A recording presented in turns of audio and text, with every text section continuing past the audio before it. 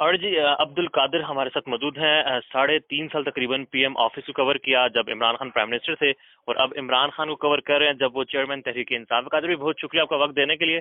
सबसे पहले तो इस पर बात करते हैं, कल आईएसपीआर की एक प्रेसर आई है, उस प्रेसर के बाद क्या माहौल है तहरीक इंसाफ के कैंप का और इमरान खान का खासकर पे, क्या वो सोच रहे हैं? देखिए, तहरीक इंसाफ का कैंप ये समझता है कि डीजी आईएसपीआर की जो प्रेस कॉन्फ्रेंस है वो दर हकीकत उनके मौक़िफ़ की तायद है। एक तो बात वाज़ेह हो गई, जो लोग कहते थे कि खत जाली है, फेक है, इसमें हकीकत नहीं है, अब वो सब लोग तस्लीम कर रहे हैं कि खत ठीक है। दूसरा ये कि बैरूनी मुदाखलत का होना या कॉन्स्पिरेसी का होना, मैंने इमरान खान साहब के कई बयानात बाद में जाके देखे, डीजी आईएसपीआर की प्रेस कॉन्फ्रेंस के बाद मैंने ट्वीट में भी लिखा, बाकी भी मैंने वो वीडियो दिखाई है। उसमें इमरान खान साहब खुद जिस दिन उन्होंने असेंबली को डिसॉल्व किया और अपने एमएनएस के साथ वो बातचीत कर रहे थे, तो उन्होंने बैरूनी मुदाखलत का ही जिक्र किया। ऐसा ही है, इंटरफेरेंस का। उर्दू में उन्होंने बैरूनी मुदाखलत का लफ्ज इस्तेमाल किया, इंग्लिश में उन्होंने इंटरफेरेंस का लफ्ज इस्तेमाल किया। तो एग्जैक्टली वही बात उन्होंने अपनी तकारीर में या अपनी चीजों में बताई है जो डीजी आईएसपीआर ने कल रात कंफर्म किया। तो इसका मतलब यह है कि तहरीक इंसाफ का जो मौक़िफ़ था बैरूनी मुदाखलत का, वो कंफर्म भी हुआ है और उसको उस बयानिए को तक़वियत भी मिली है। जहाँ तक बात है कॉन्स्पिरेसी की या साजिश की, तो मेरा ख्याल है साजिश तो एक इनिशियल स्टेज है। जब आप मुदाखलत कर देते हैं वो तो फिर बाद की स्टेज आती है। तो इसलिए मतलब मुदाखलत करने के लिए साजिश जरूरी है ना करना। एग्जैक्टली। इसीलिए तो मैं आपको कह रहा हूँ कि ये बात तो अब पीछे रहेगी। देखें, अगर आप किसी पे इल्जाम लगाते हैं कि वो सिगरेट पी रहा है और आप एलामिये में ये नहीं लिख रहे कि माचिस का तो जिक्र ही नहीं है, माचिस तो पीछे रहेगी ना, असल चीज तो सिगरेट है। जब इल्जाम सिगरेट का आ गया तो फिर तो बात खत्म हो गई। खान साहब इस बारे में कुछ रद्द-ए-अमल देने का सोच सकते हैं? प्रेशर के बाद क्या कहा आपने? प्रेशर के बाद खान साहब इस पर रद्द-ए-अमल देने का सोच सकते हैं? कोई प्लान है उनका? मेरा ख्याल है कराची जलसे में इसके ऊपर आएगा कोई ना कोई रिएक्शन या रद्द-ए-अमल जरूर आएगा। कल इमरान खान कराची में जलसा कर रहे हैं तो आएगा डेफिनेटली। चले, मुझे अब सेकंडली बताएं, फॉरेन फंडिंग केस की 30 दिन के अंदर समाअत मुकम्मल करने का ऑर्डर दिया जा चुका है, उस पर क्या सोच है तहरीक इंसाफ की? और फिर खान साहब जिस पर ये तलवार एक लटक रही है और हम सुन रहे हैं यहाँ पर कि कुछ बैन कर दिया जाएगा या किसी तरह से खत्म किया जाएगा, तो इस चीजों पर बात हो रही है तहरीक इंसाफ में, या खान साहब इस चीज पर सोच रहे हैं, अपना लाएअमल तैयार करने की कोशिश कर रहे हैं? देखिए, जो तहरीक लब्बैक थी वो इतनी बड़ी कोई सियासी जमात भी नहीं थी, वो उसे बैन करने के बाद अनबैन कर दिया गया था, आपको याद है बहुत अच्छे से। ये तहरीक इंसाफ कोई छोटी जमात नहीं है, एक बड़ी जमात है, नेशनल पार्टी है, चारों सूबों में उसकी नुमाइंदगी है। ऐसी जमात को इलेक्शन कमीशन किस तरह से बैन कर सकता है? ये ठीक है, हाईकोर्ट ने हुक्म दिया है कि 1 हफ्ते के अंदर अंदर या 1 महीने के अंदर अंदर इसका फैसला हो। ये तहरीक इंसाफ तो खुद ही चाहती है कि इस मामले में फैसला हो, ना सिर्फ तहरीक इंसाफ का बल्कि बाकी जो सियासी जमातें हैं उनके बारे में भी सोचा जाए। उनके भी केसेस पेंडिंग है, उनका भी केस 1 महीने के अंदर अंदर फाइनल किया जाए।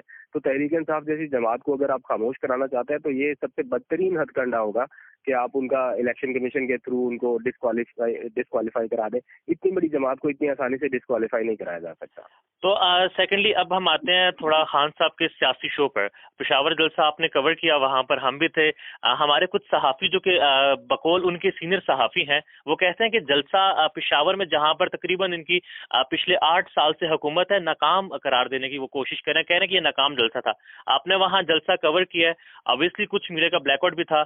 आपकी जितने जलसे आपने कवर किए हैं तहरीक इंसाफ के, क्या पेशावर में इतना जलसा आपने कभी कवर किया है? देखिए, तहरीक इंसाफ के अमूमन सारे ही जलसे बड़े होते हैं और कंपैरिजन करना मुश्किल हो जाता है कि कौन सा जलसा छोटा था कौन सा बड़ा था, लेकिन पेशावर वाला जलसा मैसिव क्राउड के साथ एक बड़ा पावर शो था, क्योंकि इस्लामाबाद में जो 27 मार्च का पावर शो किया था उसके बाद ये मेरा ख्याल दूसरे नंबर पे आता है। इस्लामाबाद में तो पूरे पाकिस्तान से लोग पहुंचे थे, पेशावर में उस तरह की कॉल नहीं थी, लेकिन फिर भी पेशावर में जो ड्रोन विजुअल्स आपने देखे, मैं तो खुद मौके पे ग्राउंड जीरो पे मौजूद था। जिन सीनियर साथियों की आप बात कर रहे हैं वो ट्विटर पर जाली तस्वीरें लगा कर ये बता रहे थे कि ये जलसा नाकाम हो गया। मैं जिसकी बात कर रहा हूँ, जी, मुझे बहुत अच्छे से अंदाजा है। मैंने उनकी 35 ट्वीट्स देखी हैं और 35 की 35 ट्वीट्स उन्होंने ये साबित करने पर लगाई हैं कि ये जलसा नाकाम था, जबकि मैं मौके पर मौजूद था।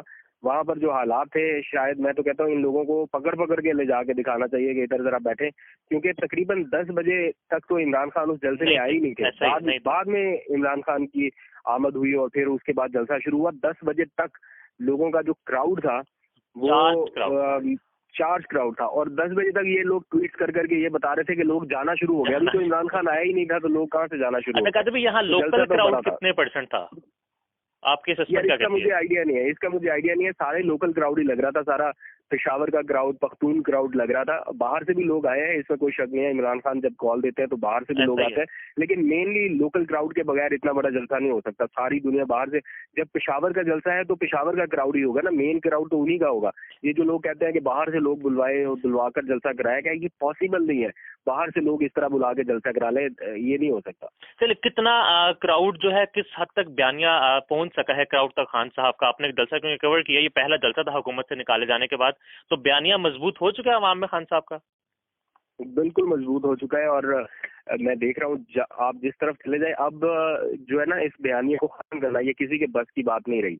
अब आप जो मर्जी कह लें कि अब एक जो सेंटिमेंट्स इमरान खान के साथ हैं वो उनको बेहतरीन तरीके से लेके आगे बढ़ रहे हैं। बस इतना चैलेंज उनके लिए भी है कि इन सेंटिमेंट्स को वो किस हद तक बरकरार रख सकते हैं। जो पावर शो वो बड़े बड़े कर रहे हैं उनको किस हद तक वो लेके जा सकते हैं।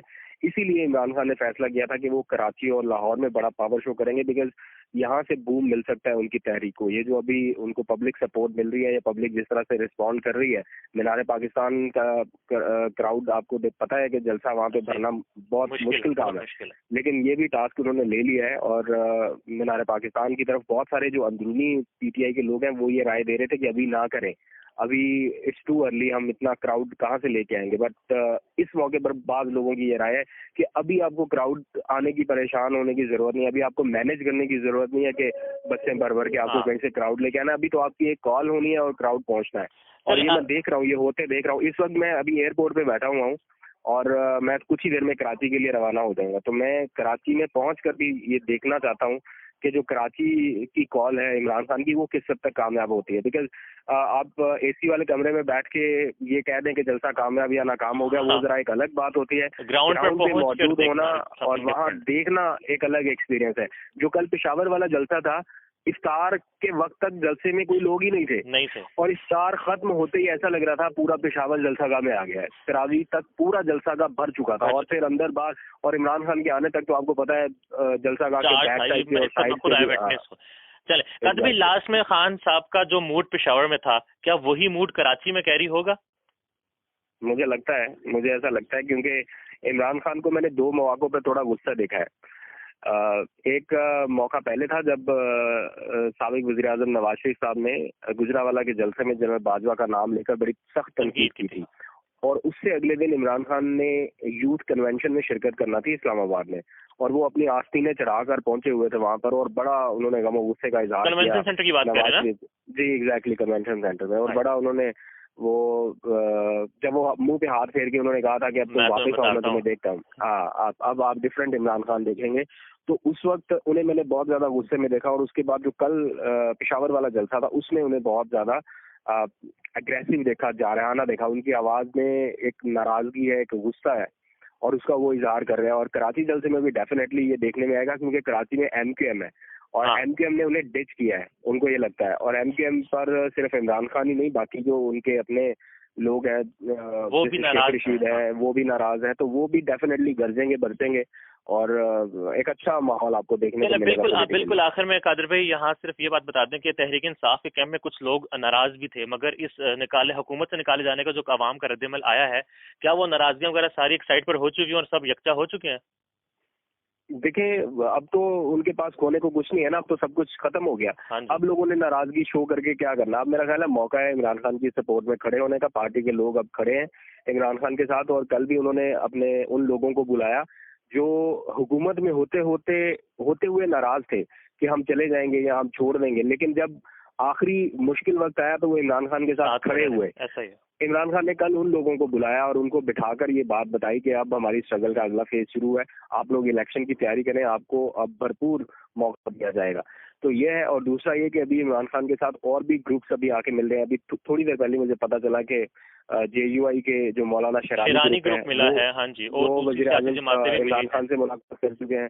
फिर एक और ग्रुप भी अभी कुछ देर पहले आके मिला है, मैं भूल गया उनके नाम। अच्छा कादिर भाई, यहाँ ये भी ऐड कीजिएगा प्लीज के MWM के सरबराह राजा नासिर अब्बास जाफरी भी मिले हैं, जो कि हुकूमत से नाराज थे। वही सानिया कोयटा, हम सबको पता है कुछ ऐसी वजूहात थी, मगर उन्होंने जाकर सपोर्ट का यकीन दिलाया है। और राजा साहब के बारे में ये कैपिटल में मशहूर है कि वो मुख्तदर हल्कों में बड़ी अपनी जान पहचान रखते हैं और उनके बारे में बातचीत होती है। तो क्या उनकी सिर्फ मुलाकात थी या आपको लगता है कोई पैगाम भी पहुंचाया गया? और यहाँ पर यह भी ऐड कीजिएगा कि खान साहब ने क्या वाकई अफ्तारी से मना किया है? देखिए इतना डिटेल में तो मैं नहीं जाता, लेकिन अभी ये थोड़ी देर पहले की बात है कि सियासी और मजहबी क़यादत की जानिब से उनसे इमरान खान से मुलाकातों का सिलसिला जारी है और मजलिस इत्तेहादुल मुस्लिमीन के आला सतह वफ़द ने बनी गाला में उनसे मुलाकात की है और भरपूर उन्हें हमायत की यकीन दहानी कराई है और मुल्की आज़ादी और खुद मुख्तारी के तहफ़्फ़ुज़ के लिए जो उनकी कोशिशें हैं उसमें भरपूर सपोर्ट का ऐलान किया है। तो ये मुलाकातें अभी भी हो रही हैं बनी गाला में और डिफरेंट ग्रुप्स जो हैं वो भी अप्रोच कर रहे हैं इमरान खान को। तो एक नई स्ट्रेंथ के साथ एक बड़ी पार्टी के तौर पर दोबारा से इस चीज़ को मुनज़्ज़म करने की कोशिश की जा रही है।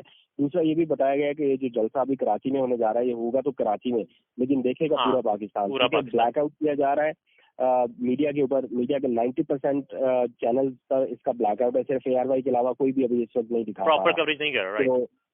तो उसके लिए अब ये है कि जगह जगह पे बड़ी स्क्रीन्स लगाई जा रही हैं, इस्लामाबाद में, लाहौर और डिफरेंट जो सिटीज़ हैं वहाँ पर जो PTI की अपनी लीडरशिप है, मुकामी लीडरशिप, वो ये सारे अरेंजमेंट्स कर रही है कि हम यहाँ पर बड़ी स्क्रीन्स लगाएं और लोगों को छोटे छोटे जलसों की सूरत में ये सारे मनाजर दिखाए जाए। तो एक बड़ा जलसा मज़ार कायद पे होगा, बाकी छोटे छोटे शहरों में होगा, छोटे शहरों पे होंगे। चलें कादरी, बहुत शुक्रिया आपका वक्त देने के लिए। आप खैर से जाएं वहाँ पर। Thank you so very much.